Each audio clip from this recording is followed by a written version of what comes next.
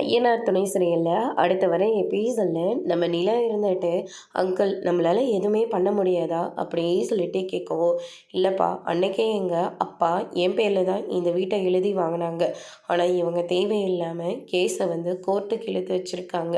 நான் இதை பார்த்துக்கிறேம்மா, நீ எதை பற்றியும் கவலைப்படாத.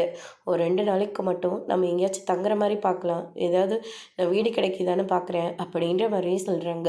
அதுக்கடுத்து தான் பார்த்தீங்கன்னா, ரொம்ப சந்தோஷப்படாதீங்க. உங்கள் பொண்ணு கார்த்திகா நிம்மதியாக வாழ்ந்துட்டுருக்கான்னு நீ நினச்சிட்ருக்கல்ல, அவளை எப்படி உன் வீட்டுக்கு வாழை வெட்டி அனுப்புகிறேன்னு மட்டும் பாரு.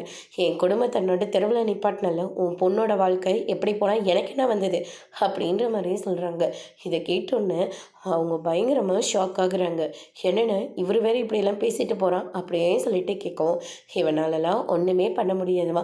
இன்னும் கொஞ்ச நாள் கார்த்திகா மாப்பிள்ளை கூட துபாயிலே போய் தங்க போகிறான்.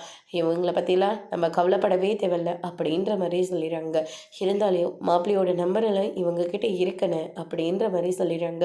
அதெல்லாம் நான் பார்த்துக்கிறேம்மா அப்படின்னு சொல்லிட்டு நம்ம வேலு சொல்லிடுறாங்க. அதுக்கு அடுத்ததான் பார்த்திங்கன்னா, சந்தா இருந்துட்டு, எங்கே போக போகிறீங்க, எல்லோரும் சேர்ந்து வீட்டுக்கு வாங்க, அங்கே எல்லாருமே அங்கே தங்கிக்கலாம், தங்க கொஞ்சம் கஷ்டமாக இருக்கும், இருந்தாலையும் அட்ஜஸ்ட் பண்ணிக்கலாம் அப்படின்ற மாதிரியே சொல்கிறாங்க. அதுக்கு அடுத்ததான், இத்தனை பேரும் அங்கே தங்க முடியாதுமா, வேண்டாம், நாங்கள் எங்கேயாச்சும் வீடு வாடகை கிடைக்குதானே பார்க்குறோம் அப்படின்ற மாதிரி சொல்லிடுறாங்க. அதுக்கடுத்து தான் பார்த்தீங்கன்னா, ஏன் பையா எங்கள் வீட்டிலலாம் நீங்கள் தங்க மாட்டீங்களா அப்படின்னு சொல்லிட்டு ஹரிஸ் கேட்குறாங்க. அதோடு இன்றைக்கான பிரம்ம முடிச்சிருக்காங்க.